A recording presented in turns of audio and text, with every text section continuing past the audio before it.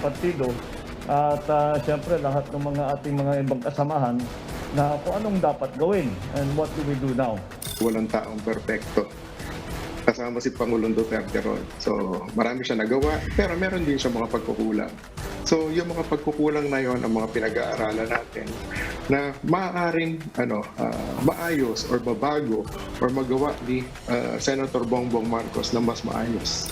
Senator Ping Lacson and Senate President Tito Soto also filed their COCs as President and Vice President respectively during Marcos's filing.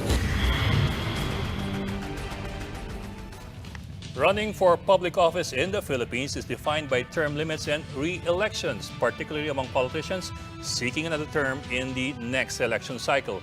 How can voters be guided about these election measures? We discuss in this episode of The Chiefs.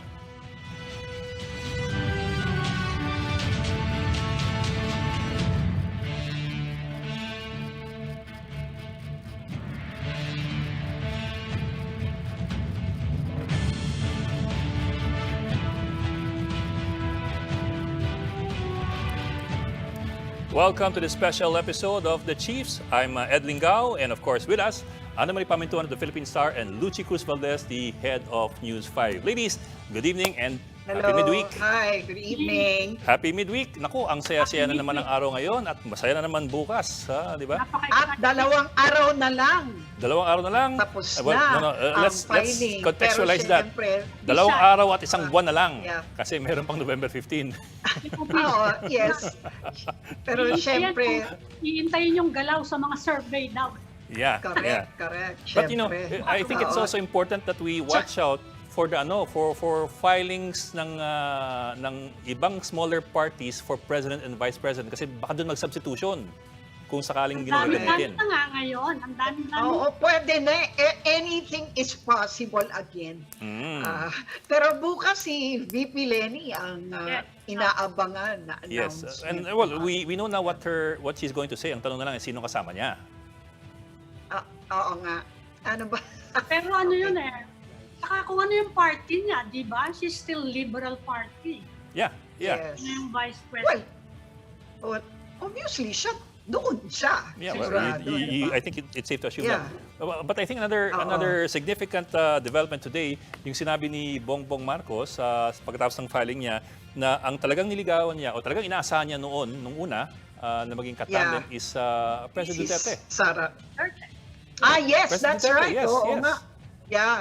Which is actually possible pa rin, di ba? Hanggang November 15 nga. Yeah, pwede pa mag-substitution. Oo nga. Kaya nga, depende But, nga sa takbo ng survey. Yeah, but that makes it even more interesting kasi in other words, if that happens, Bongbong Marcos will have as his running tandem the PDP laban. Pwede naman So, nga, obviously, party, di ba? kayong dalawa, hindi kayo naniniwala na magre-retiro na. No, I never said that. I was just raising questions for us to elucidate on and deliberate on. Okay, teka, yung guest natin naghihintay na. Oo nga, is another new filer. Another new filer, pero old face, a familiar face. Bagong luma or lumang bago. Okay, well, it depends on how you want to describe him. We begin tonight with former Senator J.B. Hesita, who is running for a Senate seat again. Good evening, sir. Magandang gabi at welcome po sa The Chiefs. Good evening, Yes, good Senator evening. JB. Yes, sir. It's good to Good have evening, you. good evening. It's good to have you again. Sir, nakita lang tayo ng isang gabi, so you might find some of the questions repetitious, pero we are looking at a different audience altogether. Now, I'm sure you've been asked this before, and I will have to ask you again. In 2019 po, hindi maganda yung inyong karanasan dahil sabay kayong tumakbo ng inyong kapatid at sabay kayong tatakbo ulit ngayon.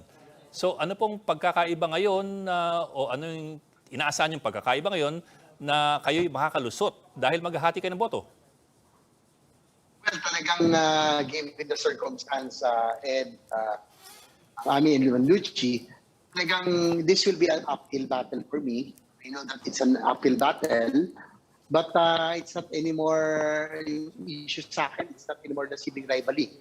But I really gave it much thought. Talagang pinag-isipan ko na matindi dito dahil with both of us running it, talagang yung pagtakbo namin dalawa, it will be 2019 all over again. Tama ka, no?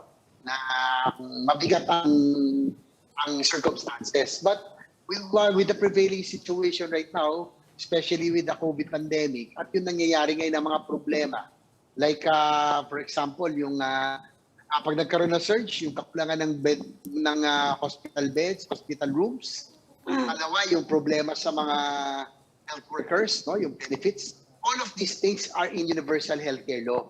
No, kaya being the principal sponsor and author, Ami, Luigi, and Ed, parang I cannot help but do something about this, no? Na parang hindi naman pwedeng nakaupo lang tayo dito.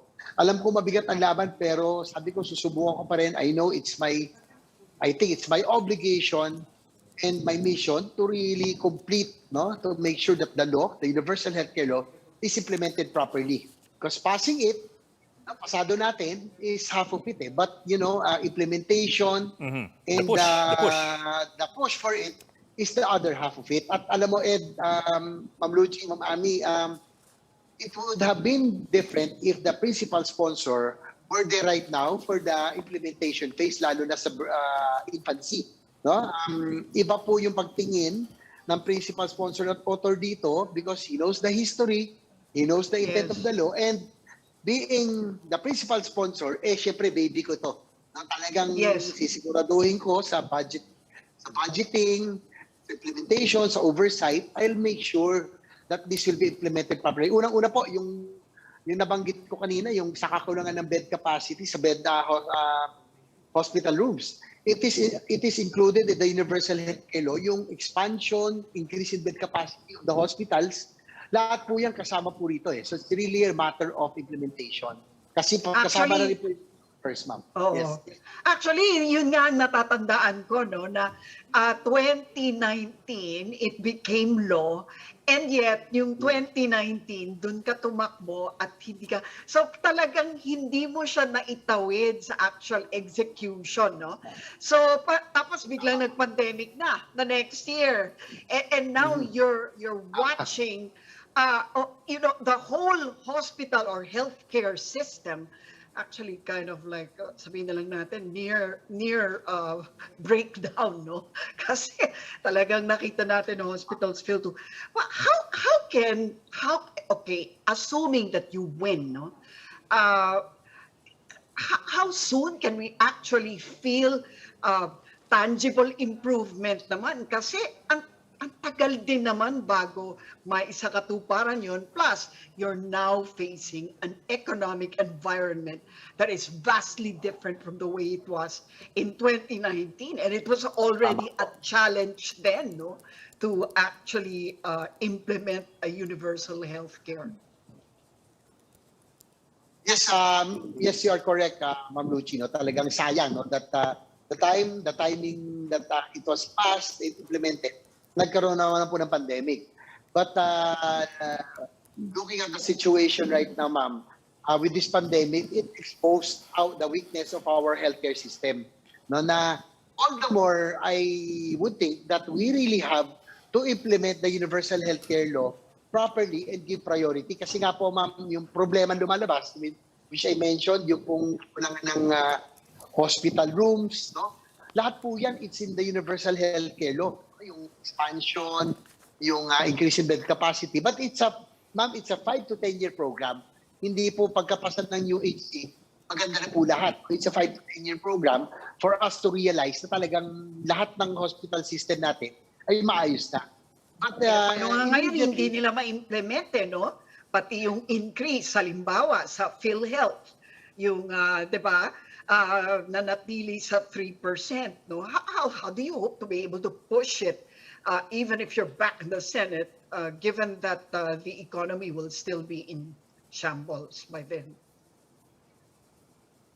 Well, Ma'am Lucy, I think we still have to prioritize this, no, and make sure that I was vice chair of the Committee on Finance back then, and chairman of the Committee on Health. Kaya it was an advantage. I could have, had I been there, I think I would have sourced more funding to make sure that UHC is implemented properly. As I mentioned earlier, I'll make sure that the line items, the budgeting, will be we can allocate the funds needed for its implementation, no? Lalo na po sa improvement ng health facilities, especially in the supply of the health workers. Also, Ma'am Lucy, dapat hindi po nangyayari ngayon na they work from 12 to 16 hours tapos yung benepisyo lang hindi po nabibigay. Dapat po yan, no?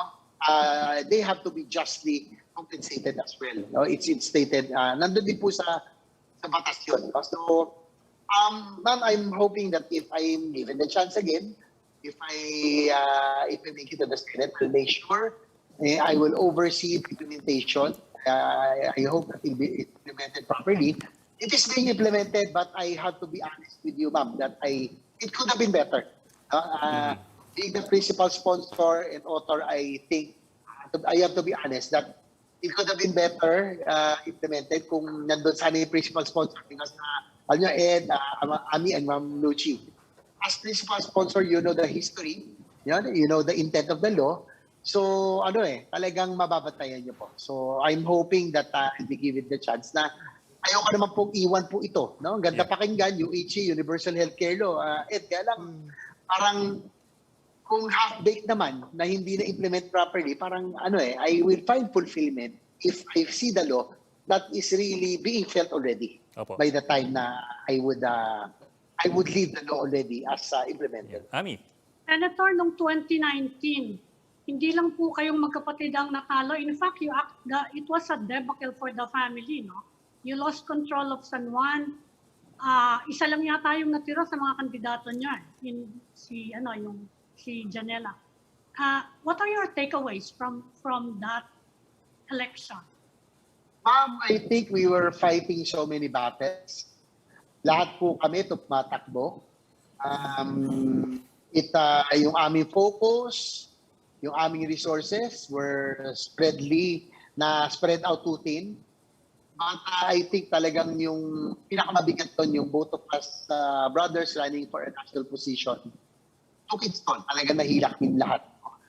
But anyway, I can recall that time na nakiusap ako sa family. Sana pagbigyan po ako sana. Gusto ko lang sana tapusin because I was a re-electionist back then. And kapapasak po, gaya na nabanggit ni Ma'am Lucy, kapapasa lang ng UHC at that time, 2019, kapapasa lang po ng isang landmark law ko po, yung creation ng Department of Human Settlements and Housing. So these are two landmark laws, Ma'am Ami, that I was able to pass. Kaya lang, I would have wanted that in its infancy, in its early stages, it would have been much, much better had the principal sponsor been at the Senate to make sure that, to oversee that the implementation is done properly. So nakiusap po ako noon and I think ang nangyari talaga sa amin, we fought too many battles, we spread ourselves too thin. Meron pa will there be an effort to get back control of San Juan within the family? Well, nag-uusap na, there was an effort for us to talk, no? Ayoko na sana i-touch yung sibling rivalry kasi I think it was unfair for me that the campaign focus, the media din, was focusing on the sibling rivalry issue na yung pong naipasa ko, being able to pass through landmark laws, Universal Healthcare Law and Department of Human Settlements is quite an achievement pero parang hindi man lang nakilive. But going back, there was an effort, no? For the first time we talked.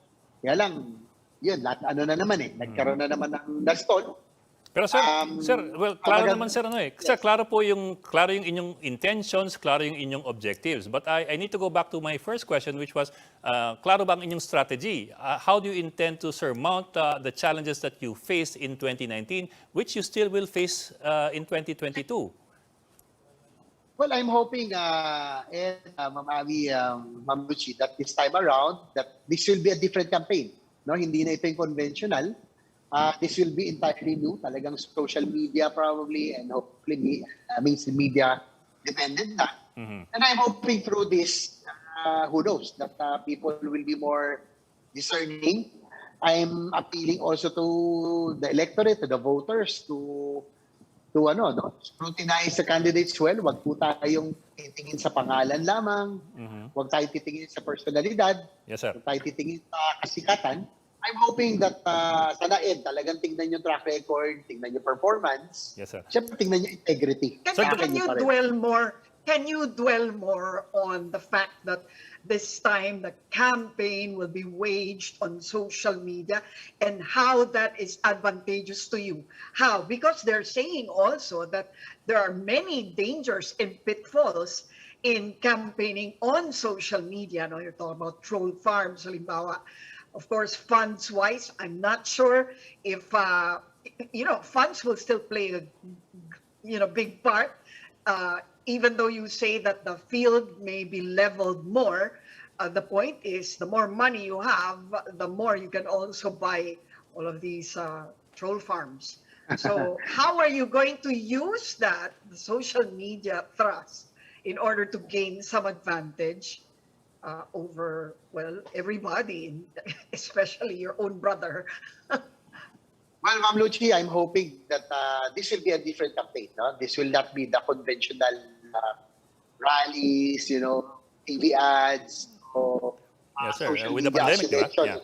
Yeah. Mhm. Yes, this will be a really different campaign, Ed, no? So I'm hoping that, as you said, Ma'am Luchi, that this will level the playing field, no? Because I have to be honest with you, no? Nabanggit ko kala ito doon sa wag that one of the reasons that I thought hard about this was I was not really prepared to run two consecutive national elections, no? 2019, 2020, 2022. Masyadong malapit. And you know that a national election would really entail a big amount, no? So I'm hoping na yung disadvantage ko na yan, that I'm not a valid candidate, no? It might be hard to believe for some, but I am being honest, no? I was not prepared to run two consecutive national elections. I'm hoping that talagang this will really level the playing field because campaign will be largely through social media. And I'm hoping also, sana nga po, mas maging discerning talaga yung voters ngayon. Yes, Hopefully, sir. information will be Pero, here sir, now. No? Yes, sir. Sir, pero sir, for example po, ano po yung branding ninyo this time around? I do remember in 2019, ang branding ninyo, among other things, is the good one. and, and, and medyo maraming napailag doon. Sir. What's your branding this year? Actually, kayo rin kasi, kaya kami sumakay eh. Kasi may ganon din kayo. So, Well, sa sibling rivalry. Well, I think I had no intent to impact anything. Kasi I think the good one, ibig sabihin po nun, I had a good performance, I would say. Being able to pass two landmark laws, no? That's good performance. And I think in my 18 years in being a public servant, I can probably say that I don't have any case. I have an unblemished track record, so good public service record. And I think, Ed, na tingin ko naman yung good one, mukha naman nag-stick eh. No? And I think it almost made me win. Although medyo nahuli na kasi we had to do something legal.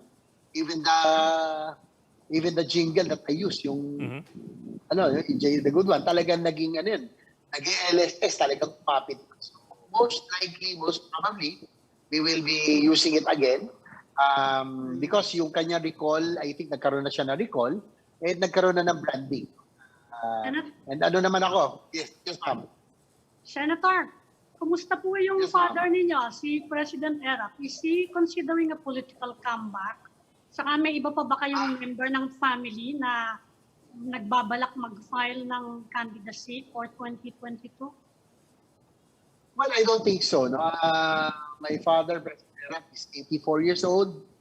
Nagkaroon pa siya ng COVID na-intubate, no? Nag-critical.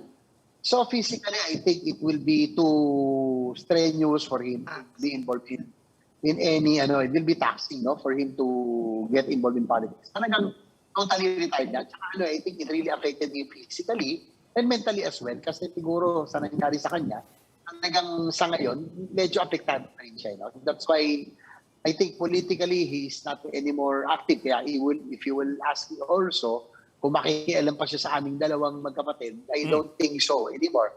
Because of his physical and mental condition. Tatanong ko sana yun, Did he try to ano, Mediate. to mediate? Reconcile. Mag-traffic. reconcile. Yung dalawa na, yung isa mag-congress, yung isa mag-ano. Parang peace talks ba? Ganon. Did he try? I don't think he will impose anymore kasi nga he's physically and medyo na-affected din yung mental niya because probably of what he has gone through.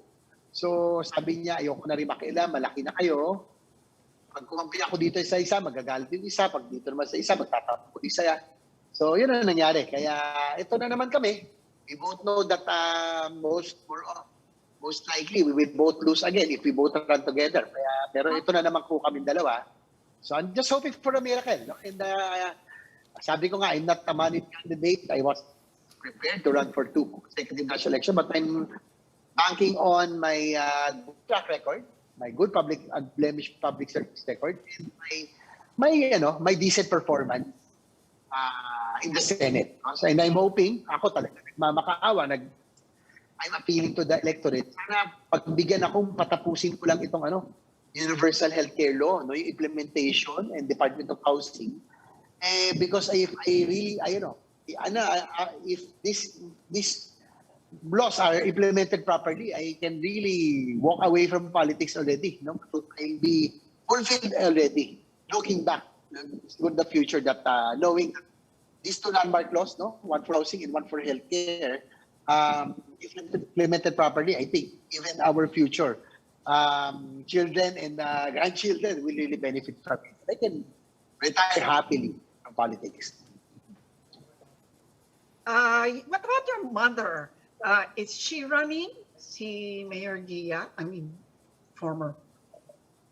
No, I doubt it, Ma'am Lucy, because my mother is 79 na po si ma'am, and I think one of the factors also I considered kasi tinignan ko, gusto nila ako tumakbo for local, Senate pa lang, isa na lang sa Senate, but my mother is a known political leader in San Juan. Even her situation, she's 79, she got sick also twice for COVID. I do not want to risk, no, na mamaya kamatay pa na nanay ko yan. Hindi naman magpapatalo yan, no? But she was a big factor in my making my decision. And she didn't want me anymore also to go back to local politics because she knows that I have done quite well in the Senate and I still have a mission to fulfill in the Senate. Senator, may konti daw kayong problema sa funding eh. Kumusta na po yun for your campaign? Okay na ba yun? Na-resolve na ba yun? It's still a problem, Ma'am Ami, no? As I mentioned, again, hindi ko naman in-expect na matatalo ako kasi I was incumbent back then. I had performance and I had a very good track record. So sabi ko wala namang aso para matalo ako, no? I performed a decent job as a senator. So, but nangyari because of the circumstance again, no? Dalawa kami tumakbo, so na-disgrasya. So now it's 2022, after 3 years, I need to run again for a national election. So, I have to admit, talagang medyo problema ko yung funding. Again, I was not prepared, but I am hoping and backing on, as mentioned by Ma'am Lucy, sana na-level nga yung playing field this time. No, na with social media, at least hindi na kami kailangan sana, hindi na kami masyadong gumastos sa TV ads, which is very, very expensive. Kita naman natin ngayon, yung managed candidates, no? They have TV ads, they have materials all over already. So, kita-kita natin difference. But I'm hoping, again, through social media, we'll level the playing field, and I'm hoping that the voters will be more discerning and would really scrutinize because of the pre-information, para makita naman nila yung performance saka yung integrity of each candidate. Senator JB, bigyan nyo nga kami ng idea ng the decisions you have to weigh when you're trying to decide whether to run or not. No? For example, sinasabi nyo magkasunod na eleksyon itong itatakbo nyo, kaya medyo mabigat sa bulsa. No? But the question now is, ba't hindi na lang kayo naghintay ng susunod na election year para, yes, pwede naman another 3 years and then you can run again, right? So para lang hindi kayo magsabay. Bakit kailangan tumakbo ka ngayon? It is a question I guess I would also ask Senator Jinggoy if we had a chance to talk to him. But I just want to know, how do you weigh that part of the decision-making factors? As I mentioned, talagang ang daming factors to consider. Funding, and then probably yung circumstance that both of us are running, no? Talagang that will diminish our chances of winning. But then again, it's not anymore ambition, it's not anymore sibling rivalry. Again, with what's happening, the pandemic, it exposed the weakness of our healthcare system. Parang, I cannot help, no, but really to try.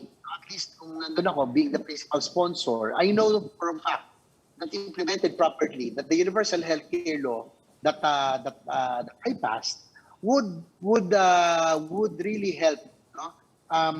Somehow improve the situation a bit, no? Especially in this pandemic. In this pandemic, we belong drawn. Hindi po ito, tingin ko, in a year or two, tapos agad. No? So, all the more that we really have to make sure that the UHC is implemented properly. So, Ma'am Lucy, again, I feel it's my mission and it's my obligation as the principal sponsor of this measure na pangako natin ito sa ating mga kabayan na I really wanted it to be implemented properly, na maramdaman, no? That it will be felt by everybody. Yeah. So waiting for another 3 years is not an option for you? Yes, ma'am. Because the way I see it, yung 3 years na nawala po ako, I think in its infancy, Critical it 3 would years. have helped a lot. Yes, you're correct. In its infancy stage, it would have been better if, yes, it would have been better the principal sponsor been there to make sure and oversee that this law is implemented properly. Alam mo talagang ano po ako Ma'am Lucy, Ma'am Ami, and Ed, with what is really happening, I really have to I have to take this gamble. At least I tried. No? If I make it, then well and good. At least I will be able to scrutinize the budget very well. I will oversee its implementation. If I not, at least I tried. No? Na wala akong regrets of not trying, not at least trying. No? To really try to be back. Senator, ang pinakamalaking problema ng universal healthcare ay yung pondo Kaya nga rolling Yes. implementation siya over several years. How do Yes, you ma'am. plan to address that very critical problem? Lalo ngayon, wala tayong pera dahil Yun pandemic. nga. Yes, it's really a big problem right now. Sayang, sabi ko nga sa sarili ko, sabi ko, napakamalas naman kung kailan in-implement na yung UHC, nagkaroon ng pandemya. And I think it's not only our problem, it's the world's problem. No? Even the first world countries are struggling in fighting the COVID-19 disease. But we just have to really try our best and do our best. No? As I mentioned, the UHC is a work in progress. One of the things that is part of it, I mentioned, is the health facilities enhancement program. Yung improvement po ng health facilities. Hopefully, it will be continued. If I be given the chance, no, yung isa sa mga nakapaloob po ron sa plano po natin, no, we have a Philippine Heart Center, we have a National Kidney Institute, we have a Lung Center, and may mga cancer centers tayo, no. Our plan under UHC is to put up in Mindanao. Meron na po niya sa Southern Philippines Medical Center for Southern Mindanao, sa Davao. Meron sa Northern Mindanao Medical Center for the northern area in Cagayan de Oro. In Visoto for the Central Visayas area, in Iloilo, in the Western Visayas Medical Center. Tapos sa Baguio General Hospital and Medical Center for the Northern Luzon, and sa Legazpi, no? For the Bicol area. So all of these things, syempre ang importante po yung principal sponsor, because I know the history. So I'm hoping that all of these things, mahirap man, we can still prioritize and give importance kasi at least people will not crowd into Metro Manila anymore. Yung mga may specialty, those who need special attention, especially with this COVID pandemic, no, may mga comorbidities, will now be given special treatment also in the respective areas. Okay. Well, former Senator J.B. Ejercito now running for another Senate seat. Maraming salamat, sir, for joining us tonight at ingat pa uwi. Thank you. Thank you. Thank you, Senator. Thank you po. We will just go into a break, so please stay with us.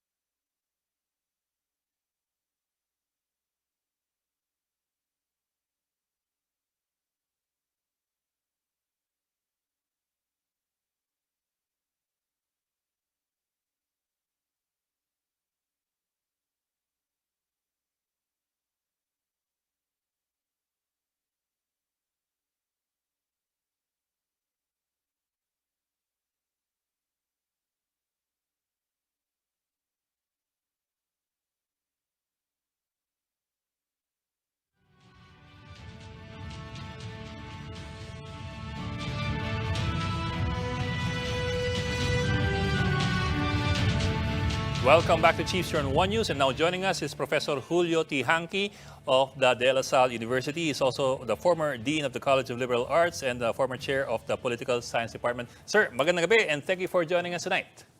Good evening, Good evening, Prof. Ed. Good evening, Ami, and of course, Michi. Yeah. Magandang gabi po. Sir, masaya yung araw ngayon at mukhang sasaya pa sa dalawang susunod na araw. So, marami tayong pwedeng pag-usapan. Pero sir, before we go into that, let me go into one particular issue which you're very, very familiar and which you always like to talk about. You've done several studies on political parties in the Philippines. Now, napansin namin, at least yung apat na nagdeklara na Right. kakandidato sa pagkapangulo, puro lumipat sa mga maliliit na partido mula sa mga malalaking partido kahit hindi sila natalo sa conventions na hindi naman nangyari. What's with this? You have Isko going to Aksyon Demokratiko, you have Pacman going, honorary chair ng PROMD, si BBM going to Partido Federal, and you have Ping Lacson going to PF, I'm sorry, what was that? What's with the small parties? Yeah, the small parties. Right. What's with that? They're leaving the big parties for the small parties. Yes, I think the trend right now is rebranding, no, and repositioning, no.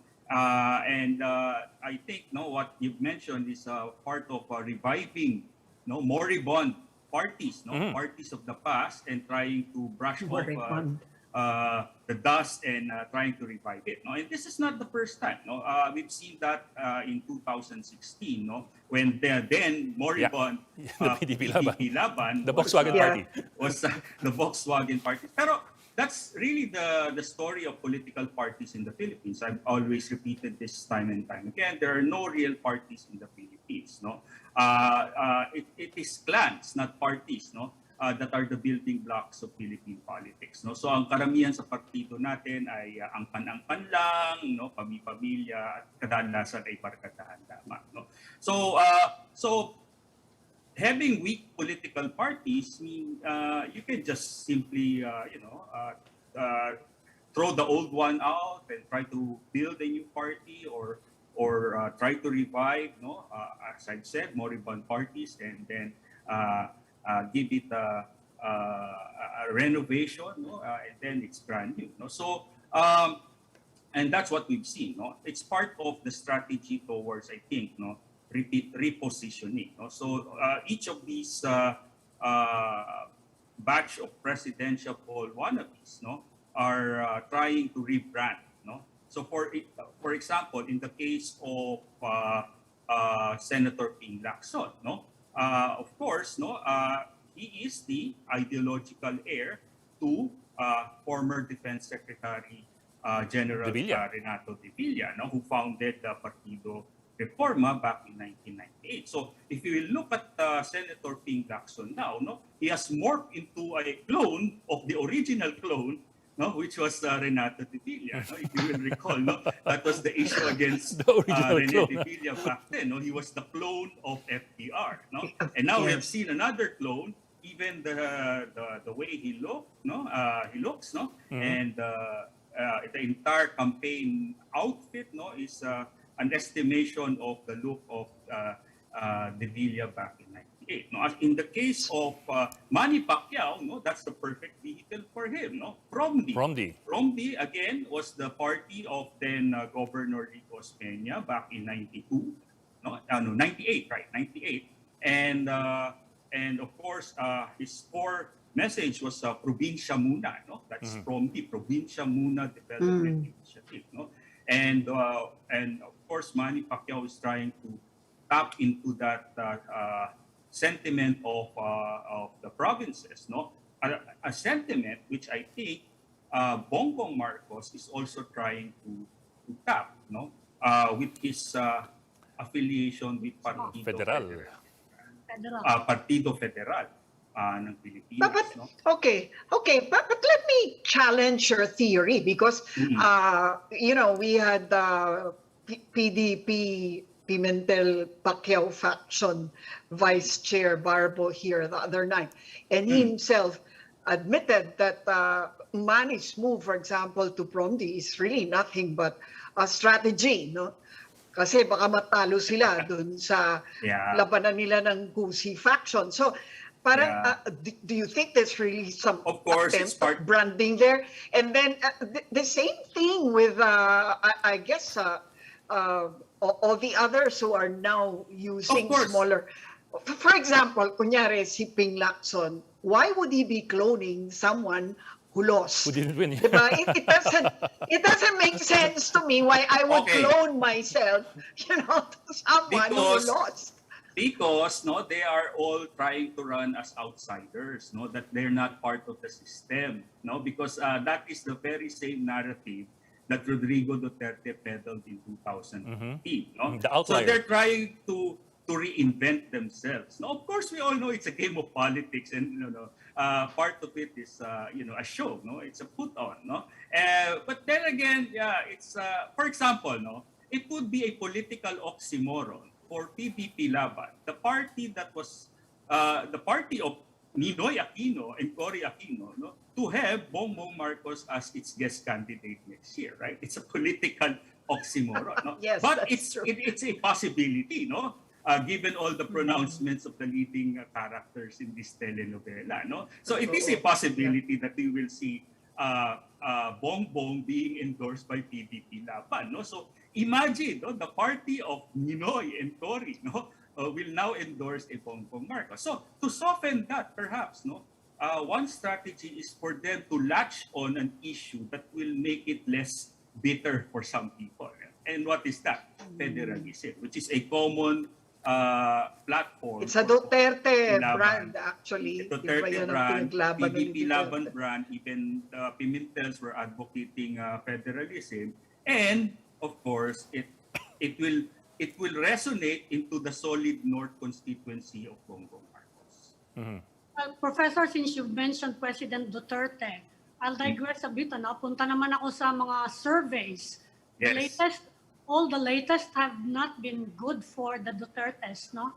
And Yes. the latest especially of Pulse Asia dahil ang laki ng binagsak nila into Yes. gut issues, no? Pandemic response and corruption. Right. Are you seeing a sustained trend here, irreversible? And Yes. how will that affect the landscape vote. in 2022? Okay. See, President Duterte, no, was able to tap into a deep reservoir of grievance politics, no, in 2015, no, when he campaigned for the presidency, and that boosted his candidacy even without the machinery, even without the money, no, even coming late in the game, no. that enabled him to capture the presidency. And that has sustained his presidency all through 5 years of his administration, despite everything. No? The most outlandish thing that you can imagine that a sitting president would do, he did. No? And still, he was popular. No? So he was able to tap into that. And now you mentioned corruption and the pandemic. No? He ran on a promise of two things. No? The two major planks of his candidacy was, of course, war against drugs, no, Drugs. and war against corruption, no, and he was banking on his image as a getting things done, no, regardless of the rules, no, kind of an action guy in his city of Davao, no, and of course that sustained his image, that sustained his popularity, but the COVID pandemic shattered that image, no? Because we are on our longest and even the most strictest lockdown in the world, and yet we have not succeeded in controlling the pandemic, and we are not seeing the landing of this pandemic, and we are far beyond a post-pandemic future, no? So this is the main threat to his popularity. The second is that surveys, most of the surveys, especially the established ones, their methodology are more or less trusted. No? They have predicted all the results of the elections in most of the, in all the elections in post-eds politics. No? So I think, and most academics think, no, while the methodology might be correct, no, it is the respondents who are cautious. No? There are two concepts in public opinion that come into play. No? One is the so-called fear factor. No? Given the current climate of the war of drugs and populist presidency, and the Punisher and all that, people are afraid simply to say negative things about the government, especially if they depend on government during this pandemic. No? And the second one is social desirability. No? Of course, they will not admit that they're not satisfied with this government, especially if the barangay captain is just within hearing distance. No? So it's a mix of this unique circumstance. No? The president is still popular. The question is, will he still be popular next year? There are three factors to consider. The first, of course, is winding down his presidency. No? And that's the reason why the politicians are getting braver. No? So every time na hindi na sila yung tatahimik lang pag inaaway sila ng presidente, pumapalag na sila. No? Dahil hindi na sila natatakot eh. Malapit nang bumaba eh. No? Matapos Second, Yeah. malapit na matatapos eh. Pinapalagan na nila. No? Second, yung tinatawag nating main Achilles heel, no, ng Pangulo or ng kahit sinong populist leader ay yung corruption or allegation of corruption, no? And with the formally investigation, no, hanging, no, it seems that it will not end yet, no? And I've heard that there are other allegations that will be exposed in the coming days, in the coming months, until next year. No? So alam naman natin, no, ang major weakness ng mga populist leader ay whiff of corruption, di ba? So pag nagkaroon na ng whiff of corruption, kahit populist leader ka, yari ka na. Diba? So, Yes, sir. Pero sir, let me go back to yung binigay nyo kanina na survey respondents are cautious because of Right. a fear factor element Yeah. there. I'm wondering lang kasi, you're talking about fear factor now as far as surveys are concerned. Will there be a fear factor for voters naman in 2022? I mean, does that translate the survey respondent fear factor to a voter fear factor, or that's an entirely different thing altogether? it's an entirely different thing together because we've already seen that in 2019, no? Why? Kasi under a one-term, 6-year presidency, llamado palagi ang incumbent kada midterms. Diba? So that's the reason why nanalo ng malaki ang PDP laban, no? Unified PDP laban noong 2019 at na-zero sa Senado ang 8 diretso. No? So it's a combination of the popularity of a populist president, the machinery of government, no? And of course, incumbency advantage during the midterms. Which will not be there next year. That's what you're saying. That's Okay. what I'm saying. Ako naman ang tanong ko, you know, you were saying, for example, yung war against corruption, no? Of course, ang sagot ni President Duterte nga dyan is, nako, ginagamit nyo lang yan in aid of election. And some people have in fact said na, okay, protracted na to ha, ba't hindi nyo patapusin? Obvious ba na meron ngang grounds na, may prima facie na, bakit tinutuloy-tuloy nyo?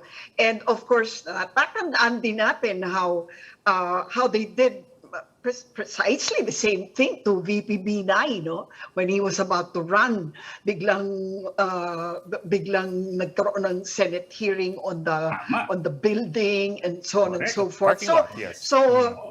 Sabihin na natin na, if I may add, Lucy, no, hindi lang si Vice President Binay noong 2016. If you will recall, noong 2010, kay Senator Manny Villar, no, yung C5 Right. at syaga, no? So, Exactly, yes. Diba? So, may pattern talaga, no?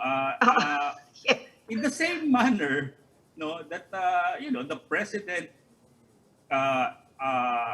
this populist president has weaponized the law, no, to fit his political agenda. No, it has always been, an emerging tradition in the upper house, the use of the Senate Blue Ribbon Committee to expose alleged corruption of political rivals. No? So, kung sino yung nakaupo at kung sino yung nasa oposisyon, it's a weapon that they use, no, against each other.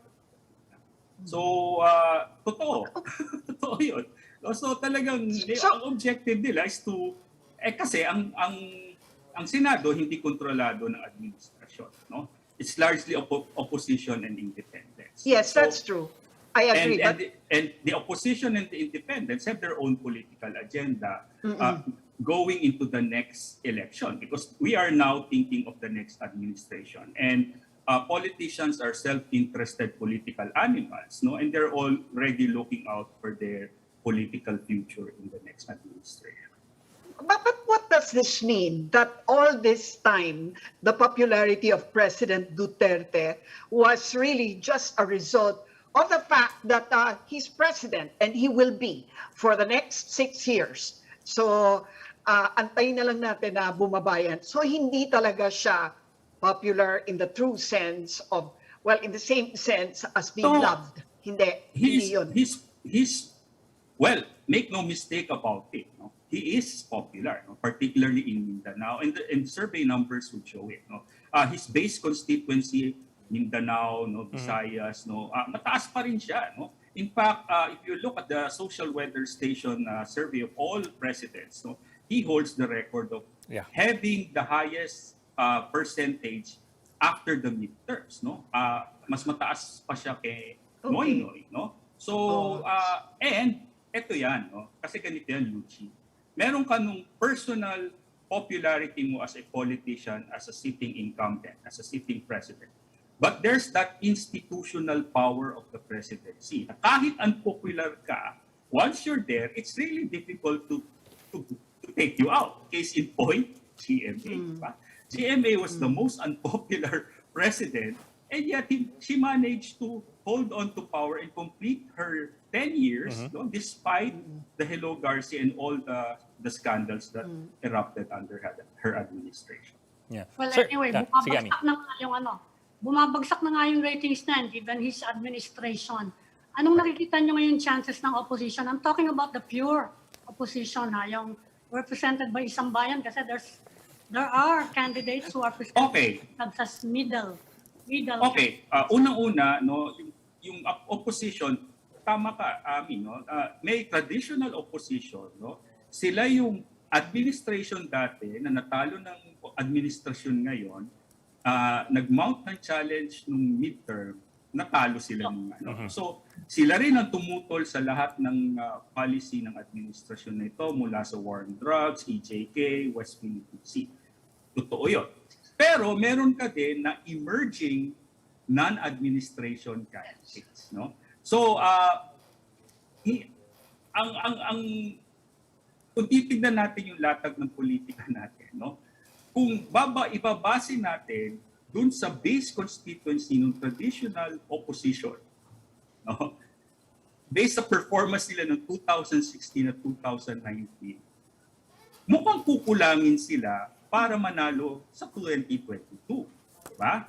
So, yun yung dahilan kung bakit si VP Leni, no, tried her very best to unify the non-administration candidates. No, it's no longer at this point, while it is important to take note of accountability, no? At totoo yan, kailangan tutukan yung accountability ng administrasyon nito at ng previous administrations, no? Kung sino man sila, no? Kailangan manalo ka muna, no? At para manalo ka, no, ang basic campaign strategy unang-una, bilangin mo yung base mo at dagdagan mo. Ngayon, saan mo kukunin yung boto? Pwede mo siyang kunin doon sa undecided, no? Yung independent. Kaso kung titignan natin ngayon ang latag ng mga numero, mukhang kukunti na lang sila. Kasi nga, habang dumadami yung kandidato, lumiliit yung base ng mga boto, no? So, yun ang challenge. So, paano ngayon yung mga alliances, no, both sa administration at sa opposition? Mind you, hindi lamang may problema ang opposition sa unification, pati sa administration, hindi rin sila magkasundo, di ba?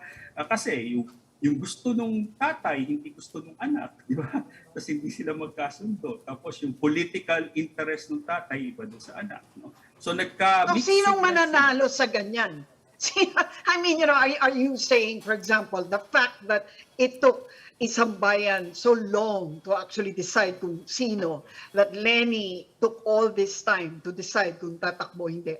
And on the other hand din, no, si Sara Duterte hanggang ngayon wala pa rin, and so on and so forth. So at the rate it's going, sino yung mga nag-move just in time? Parang let's just say that. Yung tama ang timing. Yeah. Well, yung unang-unang nag-move, no, si Senator Ping Lacson at si Senator Tito Soto, no? Pero kasi kaya ka lang naman hindi magdi-declare na maaga kasi kung front runner ka, di ba? Kung front runner ka, ikaw ang pupukulin, di ba? Kaya yun yung ina-avoid nila. Lalo na kung marami kang issues, di ba? So katulad halimbawa ni then Mayor Duterte, maraming issues sa kanya sa human rights. So dinilay niya yung deklarasyon niya until later on bumuluga siya. Tapos saka siya ngayong umangat, no? Si Senator Ping naman, hindi naman siya front runner. So gusto niya sanang mauna para tumami. Unfortunately, no, if we will look at the surveys, no, mukhang ang nagkaroon ng bounce, no, hindi siya, kundi si Tito Sen, no, for the vice presidency. No, ang laking number bigla ni Tito Soto, no. So, yan yung mga nauna. Then of course sino pa sumunod sa kanya? Manny Pacquiao. No, Manny Pacquiao naman, unfortunately, no, he was a formidable candidate 3 years ago, no? Pero iba na yung latag ngayon, no? Kasi sumunod-sunod yung kaalatan sa kanya, no? Nakaaway niya ang presidente, napatansik siya sa partido, tapos natalo pa siya sa boxing, no? So talagang medyo hindi maganda yung roll out ng kanyang kandidatura. But do not count him out yet, di ba? Yes, kasi kasi malakas siya sa Visayas at kumakain siya ng boto kay Sara sa Mindanao, no? So yeah. Sir, let me squeeze in one last question. We're almost out of time. Kasi malaking question marks pa rin yung kay Sara Duterte. We have 2 days to go before matapos yung COC filing deadline. And kay Leni, although we have an idea already kung saan siya patungo, pero officially question mark pa rin yun. And then yung kung magkaka-partnership between Bongbong Marcos and and Bongo or President Duterte or whatever. All VP. these are question marks. Yeah. I won't ask you for a fearless forecast. I would, however, want to ask you politically what would make sense. Politically, what would make sense as far as these are concerned? Should no, not should they? Would it make sense for Sara to run for president, and with whom? If you look at the numbers and so on down the line, Lenny, for example, then. Okay, of course, yung kay Sara is partly political drama, partly strategy. No? So it's like a game of chess, no? And they're trying to figure out all the pieces on the board before they make their next move. No? But this is a very risky move on her part because the longer she delays, she cannot replicate the same strategy as her father. That's Because the 2015. longer she delays her move, her base supporters are now transferring to the other viable presidential Ayun na nga, candidates, no? yeah. So yun ang delikado. So the best next move for her probably is just to sit this one out. For after all, she's a Duterte. No, she can still capitalize on the Davao brand and the Duterte brand and wait for her time. No, so that will lessen the complications with her father. No. Who's insisting on his own political agenda, no? And we know what is that, no?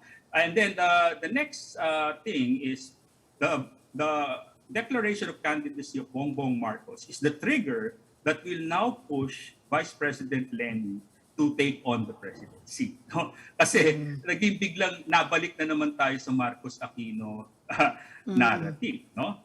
So, but then again, malakas yung base ni Bongbong, maingay yung base ni Vice President Lenny, but somehow both are polarizing because these are narratives of the past. No?